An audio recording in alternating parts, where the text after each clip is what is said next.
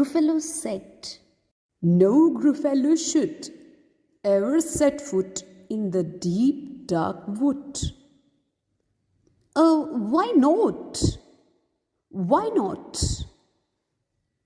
"Because if you do, the big bad mouse will be after you. I met him once.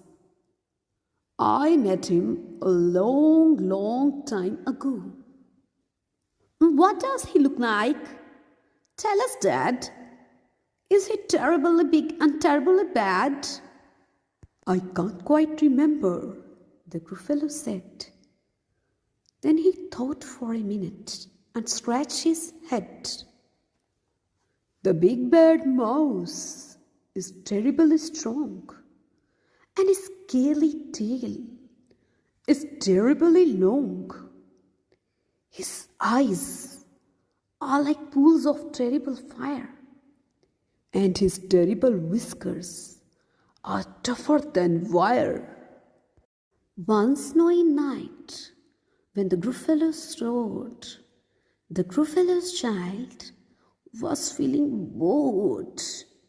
The Gruffalo's child was feeling brave, so she tiptoed out of the Gruffalo cave.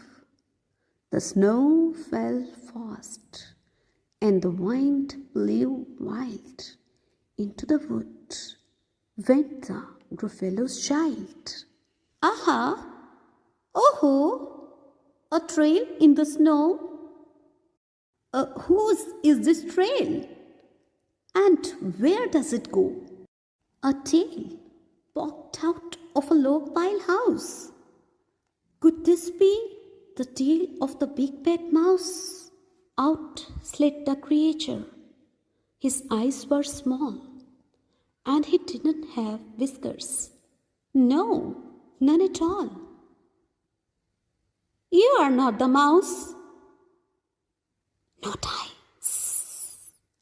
said the snake.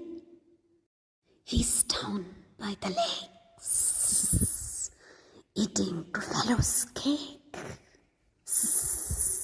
The snow fell fast, and the wind blew wild. "I'm not scared," said the Gruffalo's child. "Aha! Oh-ho! Marks in the snow? Whose are these claw marks? Where do they go?" Two eyes gleamed out of a treetop house. Could these be the eyes of the big bad mouse? Down flew the creature.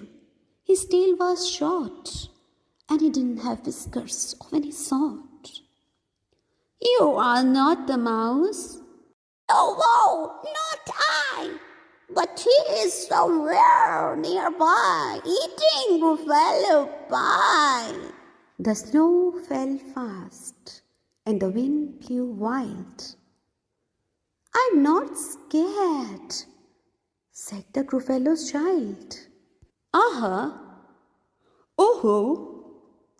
A track in the snow. Whose is this track, and where does it go?" Whiskers at last, and an underground house. Could this be the home of the big bad mouse? Out slunk the creature. His eyes were not fiery. His tail wasn't scaly. His whiskers were not wiry. "You are not the mouse." "Ah, no! Not me.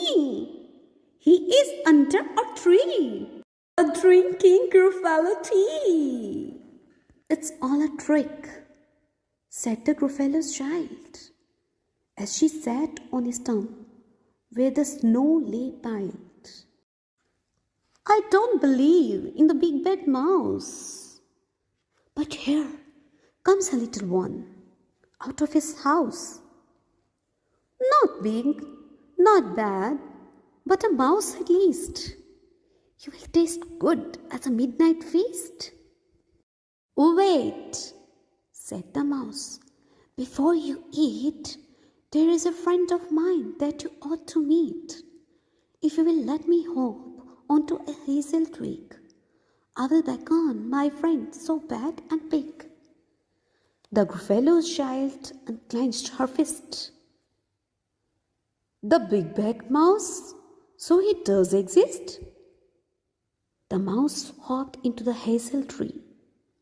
He beckoned, then said, "Just wait and see." Out came the moon. It was bright and round. A terrible shadow fell into the ground. Who is this creature so big, bad, and strong? His tail and his whiskers are terribly long. His ears are enormous, and over his shoulder he carries a nut as big as a boulder. Oh, Dad! The big bad mouse! Yelled the Gruffalo's child. The mouse jumped down from the twig and smiled. Aha! Oh, whose are these footprints? And where do they go?